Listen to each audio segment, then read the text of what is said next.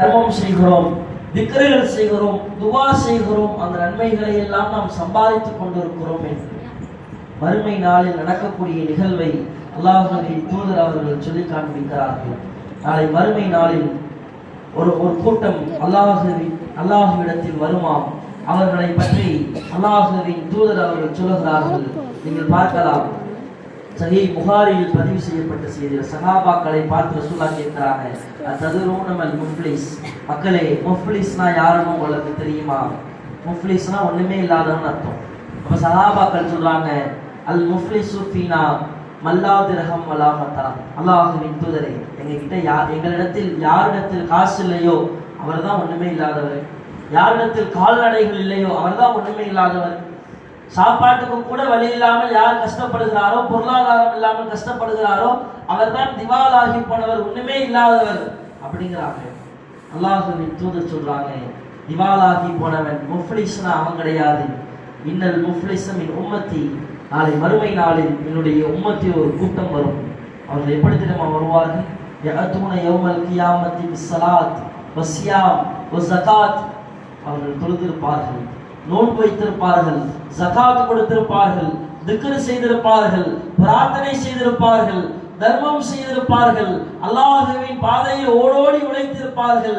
ஏராளமான நன்மைகளோடு அந்த கூட்டம் அல்லாஹ்விடத்தில் வரும். ஆனால் ويأتي قد شتم هذا وقذف هذا وأكل مال هذا وشفق الدم هذا ولعنب هذا. அவர்களோடு சேர்த்து இன்னும் ஒரு சில மனிதர்களும் வருவார்கள். இறைவா, قد شتم هذا, இவன் என்னை குறித்து புறம் பேசிவிட்டான், இவன் என்னை குறித்து அவதூறு பேசிவிட்டான். இறைவா, இவன் என்னை குறித்து நான் செய்யாத காரியங்களை எல்லாம் பேசிவிட்டான், இவன் என் மீது வீண் பழியை போட்டு விட்டான், இவன் எனக்கு மோசடி செய்து விட்டான், இவனுடைய பொருளாதாரத்தை திருடி விட்டான். இப்படி ஒரு 10 மனிதர்கள் வந்திருப்பார்கள். நாம் செய்த எல்லா நன்மைகளையும் எடுத்து அல்லாஹ் அவர்களுக்கு பங்கிட்டு வைப்பான். கடைசியில் நன்மைகள் எதுவுமே எஞ்சியிருக்காதாம். ஆனால் நம்மால் பாதிக்கப்பட்ட மனிதர்கள் இருப்பார்கள், அவர்கள் செய்த பாவங்களை எடுத்து அல்லாஹ் நமக்கு வைத்து விடுவான். ரசூல் ஸல்லல்லாஹு அலைஹி வஸல்லம் சொல்றாங்க, கடைசியாக ஆடவர்கள் கட்டளையிடப்படும் துரிக ஃபின்னார், இவனை முகம் குப்புற நரகத்தில் தூக்கி வீசுங்கள் என்று. யோசித்து பாருங்கள் சகோதரிகளே, இன்றைக்கு நாம் எப்படி வாழ்ந்து கொண்டிருக்கிறோம்? தொழுகிறோம், நோன்பு வைக்கிறோம், ஜகாத் கொடுக்கிறோம், தர்மம் செய்கிறோம், ஆனால் அதே நேரத்தில் அடுத்தவருடைய குறைகளையும் பேசுகிறோம். அடுத்தவர்களிடத்தில் என்ன தவறுகள் இருக்கிறது அவரை தவிர மற்ற எல்லா நபர்களிடத்திலையும் பேசுகிறோம். அவன் அந்த தப்பு பண்ணா, அந்த பெண்மணி இந்த தப்பு பண்ணாங்க, அந்த பொம்பளை இப்படி இருந்துச்சு, எல்லா தவறுகளையும் அடுத்தவருடைய குறைகளை பேசாமல் ஒரு நாளை கூட நாம் கழிப்பது இல்லை. இவர்கள் எல்லாம் நாளை மறுமையில் வந்து நிற்பார்கள். இறைவா, இவர் என்னை குறித்து புறம் பேசினார், நீங்கள் தொழுதிருப்பீர்கள், நோன்பு வைத்திருப்பீர்கள், ஜகாத் கொடுத்திருப்பீர்கள், அதே நேரத்தில் நீங்கள் இன்னொரு நபர்களை குறித்து குறை பேசியிருப்பீர்களே, புறம் பேசியிருப்பீர்களே, உங்களுடைய நன்மைகளை எடுத்து அல்லாஹ் அவர்களுக்கு வைத்து விடுவான். அவர்களுடைய பாவங்களை எடுத்து அல்லாஹ் உங்கள் மீது வைத்து விடுவான். இன்றைக்கு எத்தனை நபர்கள் இந்த புறம் பேசுவதிலிருந்து விலகி இருக்கிறோம்? நீங்கள் யோசித்து பாருங்கள். இன்றைய காலையிலிருந்து இன்று வரை இருக்கிற நேரத்தை எடுத்து பாருங்கள். நீங்க வந்து சபையில் அமர்ந்திருப்போமே, அமர்ந்திருக்கிற இந்த நேரத்தில் நாம் என்னென்ன பேசினோம் என்பதை கற்பனை செய்து பாருங்கள். யாரோ ஒரு பெண்மணி, ஏதோ ஒரு பெண்மணி, அல்லது சபையில் இருக்கிற ஏதோ ஒரு பெண்மணி, யாரையோ பற்றி நாம் பேசிக் கொண்டிருந்தோம். அவரிடத்தில் அந்த தவறு இருக்கிறது, அவர் அப்படி செஞ்சார், அன்னைக்கு இப்படி பண்ணாங்க, அன்னைக்கு வீட்டுக்கு போனப்ப இந்த மாதிரி செஞ்சாங்க. அடுத்தவர்களை குறித்து சர்வ சாதாரணமாக குறை பேசுகிறோம். இதுவெல்லாம் நம்முடைய நன்மையை இழக்க வைத்து நாளை மறுமையில் நம்மை நரகில் தள்ளக்கூடிய காரியமாக இருக்கும். அதே மாதிரி அல்லாஹ்வின் தூதர் இன்னும் ஒரு படி மேலாக சொல்கிறார்கள். இந்த செய்திகளை எல்லாம் படிக்கின்ற பொழுது உண்மையில் நமக்கு பயத்தை ஏற்படுத்துகிற மாதிரியான நிகழ்வுகளாக இருக்கிறது. நாம் எல்லாம் சொர்க்கத்திற்கு செல்வதற்காக அமல் செய்கிறோம்.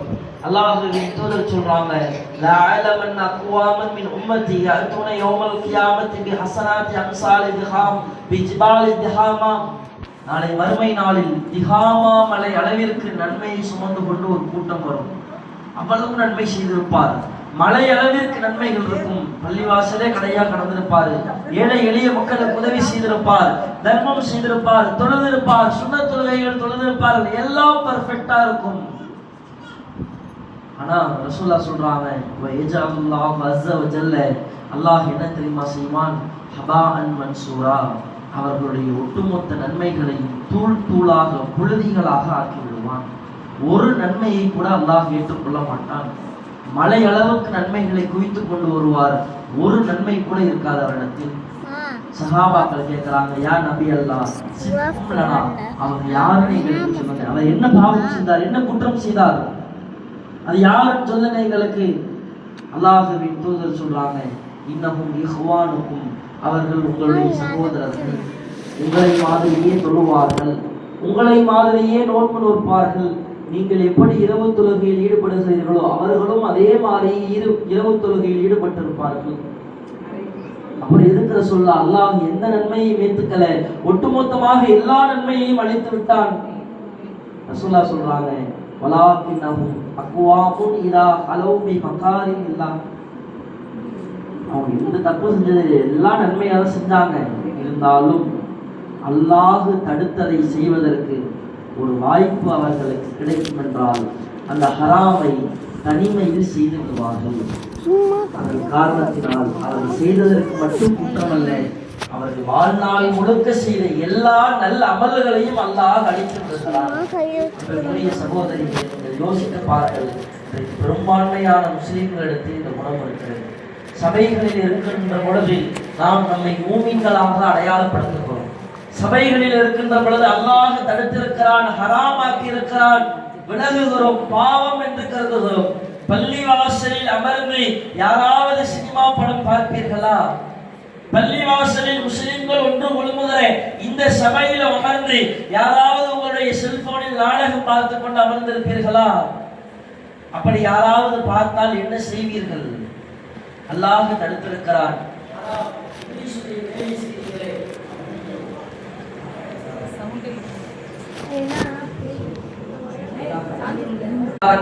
அப்படி சபைகளில் அமர்ந்து யாராவது இங்கே சினிமா படம் பார்த்தால், நாடகங்கள் பார்த்தால் நாம் என்ன செய்வோம்? அது ஹராம் என்று சொல்லுவோம்.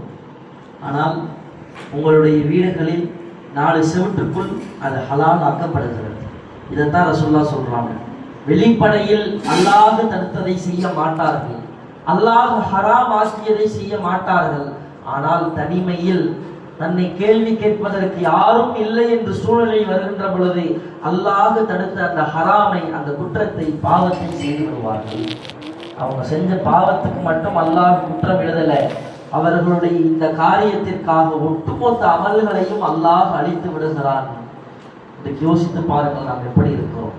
பெரும்பான்மையான முஸ்லிம்கள் சினிமா படங்களில் மூழ்கியவர்களாக இருக்கிறோம். இசை மார்க்கத்தில் ஹராமாக்கப்பட்டிருக்கிறது. எத்தனை நபர்கள் சினிமா பாடல்கள் கேட்பதிலிருந்து விலகி இருக்கிறோம். எத்தனை பெண்மணிகள் நாங்கள் சினிமா படம் பார்க்கறதில்லை, நாடகங்கள் பார்ப்பதல்ல, எங்களுடைய வீடுகளில் இதுவெல்லாம் ஹராம். இன்னும் பல நபர்கள் செல்போன்களில் இன்ஸ்டாகிராம் ரீல்ஸ் என்று பார்க்கிறோம். சின்ன பிள்ளைகள் உட்பட அன்னைக்கு மக்தப் மதரசா பிள்ளைகள்கிட்ட பயான் பேசும் பொழுது, கிளாஸ் எடுக்கும் பொழுது தூங்குவதனுடைய ஒழுக்கங்கள் பாடம் எடுக்கிறோம். நைட்டு 9 மணிக்கெல்லாம் தூங்கிடணும், நைட்டு தூங்க லேட் ஆக்கக்கூடாது, இஷா தொழுதுட்டா ரசூலுல்லாஹ் வீண் பேச்சில் ஈடுபட மாட்டாங்க, போய் தூங்கிடுவாங்க, தூங்கிடணும்பா அப்படின்னு சொன்னா பசங்கள்லாம் சொன்னாங்க, ஹஜ்ரத்து ஹோம்ஒர்க் அதிகமாக கொடுக்குறாங்க, என்ன செய்யுது உஸ்தாத்? அப்படியா, ஹோம்ஒர்க் முடிச்சுட்டு தூங்கிடணும். சரி தூங்கிடணும்னு போனாங்க. அடுத்த நாள் கூப்பிட்டு கேட்டா அதில் ஒரு பையன் சொல்றான், உஸ்தாது நான் படுத்து பார்த்தேன், குப்பரை படுத்து பார்த்தேன், போர்வை எடுத்து போத்தி பார்த்தேன், என்ன வேணாலும் பண்ணி பார்த்துட்டேன், ஆனா என்னால் தூங்கவே முடியலை. ஏன்டா என்னடா ஆச்சு? நான் என்னதான் கண்ணை மூடினாலும், தலவாணியை வச்சு என் மூஞ்ச மூடினாலும் என் கண்ணு நேரா எங்க அம்மா பக்கத்துல உட்காந்து ரீல்ஸ் பார்க்குறாங்க, அங்கதான் போகுது, நான் என்ன செய்யறது சேர்த்து அப்படிங்கிறான். இன்றைக்கு பல பெண்மணிகள் தங்களுடைய நேரங்களை செல்போனில் வீணான காட்சிகளை பார்ப்பதற்கு செலவழித்துக் கொண்டு இருக்கிறோம். நீங்க யோசித்து பாருங்கள், எத்தனை நபர்கள் இன்ஸ்டாகிராம்ல இன்னைக்கு ரீல்ஸ் பார்க்குறீங்க. இன்ஸ்டாகிராம்ல ரீல்ஸ் அப்லோடு பண்றது ஒரு பக்கம் இருந்தாலும் அதை பார்க்கக்கூடிய பெண்மணிகள் இன்றைக்கு அதிகம். யூடியூப்ல, ஃபேஸ்புக்ல நீங்கள் பார்க்கிற காட்சிகள் எல்லாம் என்ன பயான் காட்சிகளா? பயானா 3 நிமிஷம் கேட்கிற பாடல்களை 30 செகண்ட்ல காட்டுறான். அந்த பாடல்களை ரசித்து பார்க்கிறோம், அந்த இசைகளை ரசித்து கேட்கிறோம். அது மார்க்கத்தில் ஹலாலா? இதைத்தான் ரசூலுல்லாஹ் சொல்றாங்க, எதுவெல்லாம் சபையில் உங்களுக்கு ஹராமோ அது தனிமையிலேயும் ஹராமாக இருக்க வேண்டும். சபைகளில் மட்டும் ஹராம், வெளி உலகத்திற்கு மட்டும் ஹராம், என்னுடைய தனிமை வாழ்க்கையில் நான் அதையெல்லாம் பார்ப்பேன், அதையெல்லாம் எல்லாம் ஹராமாக இருக்கிறதோ தனிமையிலேயும் அது ஹராமாக இருக்க வேண்டும். அப்படி இல்லை என்றால் நாளை மறுமையில் ஒட்டுமொத்த நன்மைகளையும் நாம் இழந்து விடுவோம். அல்லாஹ்வின் தூதர் எச்சரிக்கை செய்கிறார்கள். அன்பிற்குரிய தாய்மார்களே, சகோதர சகோதரிகளே, தயவு செய்து உங்களுடைய வாழ்க்கை எப்படி இருக்கிறது என்று நீங்கள் யோசித்து பாருங்கள். நாம் எத்தனை நாட்கள் எப்படி வாழ்ந்து கொண்டிருக்கிறோம்? அல்லாஹ் எதுவெல்லாம் தடுத்தானோ அதுவெல்லாம் நம்முடைய வாழ்க்கையில் இன்றைக்கு சர்வ சாதாரணமாக இருக்கிறது. அடுத்தவர்களை குறித்து புறம் பேசுகிறோம். சினிமா வாழ்க்கையில், சினிமா படங்களில், நாடகங்களில், இசை பாடல்களில் மூழ்கி கிடக்கிறோம். அதிலிருந்து வெளியில வர முடியல. அல்லாஹ் ஹலாலாக்கிய கடமையாக்கிய தொழுகை வணக்க வழிபாட்டில் அலட்சியமாக இருக்கிறோம். மார்க்க விஷயங்களில் பேணுதல் குறைந்தவர்களாக இருக்கிறோம். இன்னும் நீங்க யோசிச்சு பாருங்க, இஸ்லாமிய மார்க்கம் பெண்களுக்கு என்ற ஆடை முறையை சொல்லுகிறது, ஹிஜாபை பற்றி சொல்லுகிறது. இந்த ஹிஜாப் விஷயத்தில் இன்றைக்கு நாம் எப்படி இருக்கிறோம்? அந்நிய ஆண்கள் முன்பாக பெண்கள் எப்படி ஆடை அணிய வேண்டும்? பெண்கள் தங்களுடைய தலைகளை மறைத்திருக்க வேண்டும். முன்கைகள், பாதங்கள் தவிர மற்ற அனைத்து பாகங்களையும் உடல் ஆடைகளால் மறைத்திருக்க வேண்டும். வெளியில் வருகின்ற போது சரி, உங்களுடைய வீட்டுக்கு உறவினர்களோ சொந்தக்காரங்களோ விருந்தாளிகளோ வந்தால் வெறும் ஷால் மட்டும்தான் தலையில இருக்கும். பல நேரங்களில் அந்த ஷால் கூட இருக்கிறது இல்லை பல பெண்மணிகளிடத்தில். சொந்தக்காரங்க தானே, விருந்தினர்கள் தானே, அவர்கள் அந்நிய ஆண்கள் இல்லையா? அவர்கள் மகரமான உறவு. அவர்கள் கணவனுடைய தம்பி வருவார், கணவனுடைய நண்பர்கள் வருவார்கள். அவரிடத்தில் புர்கா போட்டா நீங்கள் இருக்கிறீர்கள் அல்லது இஸ்லாம் சொன்ன அடிப்படையில் ஆடை அணிந்தவர்களாகவா நாம் இருக்கிறோம்? இது எல்லாம் அல்லாஹ்விடத்தில் விசாரிக்கப்படும். இது எல்லாம் அல்லாஹ்விடத்தில் கேள்வியாக நிறுத்தப்படும். இன்னும் சொல்ல போனால் இஸ்லாமிய மார்க்கம் சொல்லுகிறது, ஒவ்வொரு விஷயத்திலேயும் நீங்கள் அல்லாஹ்வை பயந்து கொள்ள வேண்டும். உங்களுடைய பேச்சிலிருந்து, நாவுகளிலிருந்து, எல்லாவற்றிலேயும் அல்லாஹ்வை பயப்பட வேண்டும். நம்முடைய செயல்பாடுகள் இன்றைக்கு அதற்கு தலைகீழாக சென்று கொண்டிருக்கிறது. அன்பிற்குரிய சகோதரிகளே, அல்லாஹ் சொல்லுகிறான், யா அய்யுஹல்லதீன ஆமனு, நம்பிக்கை கொண்ட மக்களே, அலைக்கும் அன்ஃபுஸக்கும், உங்களை நீங்களே யோசித்து பாருங்கள். லா யதுர்ருக்கும் மன் லல்ல இதா ஹததைத்தும், நீங்கள் நேரான பாதையில் இருந்தால் உங்களை யாரால் வழிகெடுக்க முடியும்? நீங்கள் சரியான முறையில் வாழ்ந்தால் எவ்வளவு பெரிய இபிலிஸாக இருந்தாலும் சரி, எவ்வளவு பெரிய ஷைத்தானா இருந்தாலும் சரி, உங்களை ஒன்றும் செய்துவிட முடியாது என்று அல்லாஹ் சொல்லுகிறார். உங்களுடைய வாழ்க்கையை யோசித்து பாருங்கள். இபாதத்தில், ஆடை முறையை பேணுவதில், வணக்க வழிபாடுகளில் நாம் எப்படி இருக்கிறோம் என்பதை நாமே சுய பரிசோதனை செய்து கொள்ள வேண்டும். அதுவும் ரமலான் மாதம் என்பது நம்முடைய நன்மைகளை அதிகப்படுத்திக் கொள்வதற்கான ஒரு மாதம், நம்முடைய இறையச்சத்தை அதிகப்படுத்திக் கொள்வதற்கான மாதம். குத்திப அலைக்கும் சியாமு கமா குத்திப அலல்லதீன மின் கப்லிக்கும் லஅல்லக்கும் தத்தக்கும், உங்களுக்கு நோன்பு கடமையாக்கப்பட்டதை நீங்கள் இறையச்சவாதியாக ஆக வேண்டும் என்பதற்காக. எல்லா சூழ்நிலையிலேயும் நீங்கள் அல்லாஹுவை பயப்பட வேண்டும் என்பதற்காகத்தான் உங்களுக்கு நோன்பே கடமையாக்கப்பட்டிருக்கிறது என்று இறைவன் சொல்லி காண்பிக்கிறான். அப்படிப்பட்ட இந்த புனிதமிக்க ரமலான் மாதத்தில் நாம் இருக்கிறோம். இந்த ரமலானை நாம் சரியாக பயன்படுத்திக் கொள்ள வேண்டும். இந்த ரமலானின் மூலம் நாம் இறையச்சத்தை வளர்த்து கொண்டால், மன் சாம ரமலான ஈமானன் வ இஹ்சானன், யார் அழகிய முறையில், யார் நம்பிக்கை கொண்டவராக, நன்மையை எதிர்பார்த்தவராக ரமலான் மாதத்தில் நோன்பு நோக்கிறாரோ,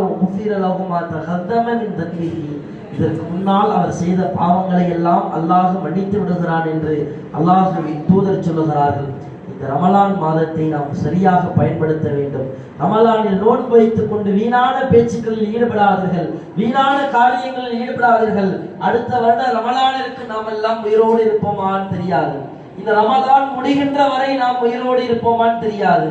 இருக்கின்ற நாட்களை சரியாக பயன்படுத்திக் கொள்ளுங்கள். நோன்பு வைத்திருக்கிறீர்களா? தொழுகையை அதிகப்படுத்துங்கள், இபாதத்தை அதிகப்படுத்துங்கள், தர்மங்களை அதிகப்படுத்துங்கள், உங்களுடைய பொருளாதாரங்களை அல்லாஹ்வின் பாதையில் செலவிடுங்கள். இதுவெல்லாம் நீங்கள் உயிரோடு இருக்கின்ற வரைக்கும் தான் செய்ய முடியும். அப்படி நாம் மரணித்து விட்டால் இது எல்லாம் துண்டிக்கப்பட்டுவிடும். அல்லாஹ்வின் தூதர் சொல்றாங்க, யார் ரமலான் மாதத்தில் நோன்பு நோற்று அவருடைய பாவங்கள் மன்னிக்கப்படாதவராக ரமலானை கடந்து வருகிறாரோ, ரமலான் அவரை கடந்து செல்கிறதோ, அவருடைய மூக்கு மண்ணை கவட்டும், அவர் நாசமாக போகட்டும் என்று அல்லாஹ்வின் தூதர் சபிக்கிறார்கள். இந்த சபித்தலுக்கு நாம் ஆளாகிவிடக் கூடாது. ரமலான் மாதத்தில் நோன்பு நோட்டிருக்கிறீர்கள், அற்புதமான மாதம், எவ்வளவோ நேரம் உங்களுக்கு இருக்கிறது. இந்த நேரத்தை சரியாக பயன்படுத்தி கொண்டு குர்ஆனை எடுத்து ஓதுங்கள். உங்களுடைய பிள்ளைகளுக்கு மார்க்கத்தை சொல்லிக் கொடுங்கள். முழுமையாக இந்த டிவி சீரியல் என்கிற தொலைக்காட்சியில் வருகின்ற காட்சிகள், ரீல்ஸுகள், இதில் இருந்து, இந்த சைத்தான் முசீபத்தில் இருந்து முழுமையாக விலகுவதற்கு முயற்சி செய்யுங்கள். ஒரே ஒரு நாள் நீங்க யோசிச்சு பாருங்க, நாளைக்கு ஒரு நாள் என்னுடைய செல்போன்ல நான் ரீல்ஸ் பார்க்க மாட்டேன், வீணாக என்னுடைய நேரத்தை செலவழிக்க மாட்டேன், யூடியூப்லயோ ஃபேஸ்புக்லயோ இன்ஸ்டாகிராம்லயோ என்னுடைய நேரத்தை கழிக்க மாட்டேன், தொலைக்காட்சிகளினுடைய நேரத்தை கழிக்க மாட்டேன், முழுக்க முழுக்க இபாதத்துகளில், என்னுடைய கணவனுக்கு பணிவிடை செய்வதில், என்னுடைய பிள்ளைகளை பார்த்துக் கொள்வதில், என்னுடைய குடும்பத்தை கவனிப்பதில் நேரத்தை செலவழிப்பேன், அல்லாஹுவை வணங்குவதில் நேரத்தை செலவழிப்பேன் என்று நீங்கள் செயல்படுங்கள். நாளைக்கு ஒரு நாள் அடுத்தவர்களை குறித்து நான் எந்த குறையும் பேச மாட்டேன், என்னுடைய நாவுகளில் இருந்து அடுத்தவர்கள் மீதான எந்த குறையும் வராது என்று முடிவெடுத்து நீங்கள் வாழ்ந்து பாருங்கள். உங்களுடைய வாழ்க்கையில் நீங்கள் எவ்வளவு நேரம் அடுத்தவர்களை குறித்து பேசிக் கொண்டிருந்தீர்கள் என்பது உங்களுக்கு புரியும். உங்களுக்கு ஒரு டாஸ்க் மாதிரி வச்சுக்கோங்க, நாளைக்கு ஃபுல்லா நான் யாரையும் பத்தி பேச மாட்டேன், நான் உண்டு என் வேலை உண்டு என்று பாருங்க. யாருக்கிட்டையும் பேசுற சூழ்நிலையும் உங்களுக்கு வராது. மற்றவங்க இடத்துல பேசினாலே புறம்தான் பேசிக் கொண்டிருக்கிறோம். இந்த ரமலான் மாதத்தை சரியாக பயன்படுத்தி கொண்டால் நாளை மறுமையில் நம்முடைய நன்மைகள் மிகப்பெரிய அளவில் அதிகரிக்கும். குர்ஆனை ஓதினால் ஒரு எழுத்துக்கு 10 நன்மை என்று சொல்லப்படுகிறது. யோசித்து பாருங்கள், ஒரு பக்கம் குர்ஆனை ஓதினால் அவ்வளவு நன்மைகள் சேர்க்கப்படுகிறது. நீங்கள் தர்மம் செய்தால் ஒரு சின்ன குதிரை குட்டியை வளர்ப்பது போன்று அல்லாஹ் வளர்க்கிறான். அல்லாஹ்வின் தூதர் மற்ற மாதம் அல்லாமல் ரமலான் மாதத்தை தேர்ந்தெடுத்து அதிகமாக தர்மம் செய்பவர்களாக இருந்திருக்கிறார்கள். நாம் அல்லாஹ்வின் பாதையில் அதிகமாக தர்மம் செய்ய வேண்டும். ஒரு காலத்திலேயும் நம்மிடத்தில் தற்பெருமை வந்துவிடக் கூடாது என்பதை உள்ளத்தில் ஆழ பதிய வைத்து, நாளை மறுமை என்று ஒன்று இருக்கிறது, நாம் மரணத்தை எதிர்நோக்கி சென்று கொண்டிருக்கிறோம். அந்த மரணம் எப்படி வேண்டுமானாலும் வரலாம். நாம் நினைக்கிறோம், கடைசியா ஒன்ன சொல்லி முடிச்சுக்கிறேன், நாம் நல்லபடியாக இருக்கிறோம், சுகர் இல்லை, பிரஷர் இல்லை, எந்த விதமான வியாதியும் இல்லை, இப்பதான் வயசு 20 ஆகுது, இப்பதான் வயசு 25 ஆகுது, இப்பதான் திருமணம் முடித்திருக்கிறோம், இப்பதான் ஒரு குழந்தையை பெற்றெடுத்திருக்கிறோம், பெரிய வயசெல்லாம் இல்லை, நாம் ஆரோக்கியமாக இருக்கிறோம் என்று நினைக்கிறீர்கள். மரணம் எப்போது வேண்டுமானாலும் வரும். எங்க மதரசால ஒரு பையன் படிச்சான், 4வது படிக்கிற பையன், 10 வயசு இருக்கும். காலையில மதரசால குர்ஆன் ஓதிட்டு வீட்டுக்கு போறான். சாயங்காலம் அவங்க உம்மா பாப்பாவுக்கு கதவை திறந்து விடுறதுக்காக வீட்டு வாசலுக்கு வந்தா கீழே கிடக்கிற பாம்பை தெரியாம மிதிச்சிடறான். அந்த பாம்பு கடிச்சிருச்சு. 4வது படிக்கிற பையன், வெறும் 10 வயசு. உம்மா பாப்பா எல்லாரும் பக்கத்துல நிக்கிறாங்க. பையனை தூக்கிட்டு ஹாஸ்பிட்டல் ஓடுறாங்க. நார்மலா பேசிட்டு தான், ஒண்ணுமே இல்லை பாப்பா, நான் நார்மலா தான் இருக்கிறேன், எனக்கு ஒரு பிரச்சனையும் இல்லை, ரொம்ப யதார்த்தமாக பேசிக்கொண்டு வருகிறான். ஒரு 20 நிமிஷம் தாண்டுது, ஒரு 2 செகண்டு கண்ணு மேல போகுது, 2 வினாடி பையன் அப்படியே சாஞ்சிடுறான். 4 வயசு, 4வது தான் படிக்கிறான், வெறும் 10 வயசு தான், உடம்புல எந்த வியாதியும் கிடையாது. காலையில் குர்ஆனை ஓதிவிட்டு சென்ற பிள்ளை. அல்லாஹ் எப்போது மரணம் வரும் என்று நாடிவிட்டால் அப்போது கண்டிப்பாக மரணம் வரும். அதிலிருந்து யாராலும் தப்பிக்க முடியாது. இதை உள்ளத்தில் ஆழ பதிய வைத்து நாளை மறுமை நாளில் நரகவாதிகள் புலம்புவார்களாம். இறைவா, உலகத்தில் வாழுகின்ற பொழுது நாங்கள் உனக்கும் தூதருக்கும் கட்டுப்பட்டிருக்க கூடாதா? உலக இன்பங்களில் திளைத்திருந்தோம், எங்களுடைய முன்னோர்களுக்கு கட்டுப்பட்டோம், நீங்கள் கொஞ்ச காலம் அவகாசம் கூட இறைவா, உலகத்துல போய் சம்பாதித்த எல்லா சொத்துக்களையும் உன் பாதையில் செலவு செய்து விட்டு வருகிறேன் என்று கேட்பார்களாம். அல்லாஹ் அவர்களுக்கு மறுத்து விடுவான், நரகத்தில் தூக்கி அவர்களை வீசி விடுவான் என்று அல்லாஹ்வின் தூதர் பதிய வைக்கிறார்கள். இதை உள்ளத்தில் ஆழ பதிய வைத்து கொடுக்கப்பட்டிருக்கிற வாய்ப்பை சரியான முறையில் பயன்படுத்தி, இந்த ரமலான் மாதத்தை சரியான முறையில் பயன்படுத்தி அல்லாஹ்வின் பாதையில் அதிகமாக அமல்கள் செய்வோம். அல்லாஹ்விடத்தில் அதிகமாக தௌபா, பாவ மன்னிப்பு தேடுவோம். அல்லாஹ் நம்முடைய பாவங்களை மன்னிக்கக்கூடியவன். இந்த சினிமா காட்சிகள், படங்கள், நாடகங்கள், இசைகள், இதிலிருந்து விலகக்கூடிய ஒரு பெரும் பாக்கியத்தை வல்ல ரஹ்மான் நம் அனைவருக்கும் தந்தல் புரிவானாக. வாஹிரு தஅவானா அல்ஹம்துலில்லாஹி ரப்பில் ஆலமீன். அஸ்ஸலாமு அலைக்கும் வரஹ்மத்துல்லாஹி வபரகாத்துஹு.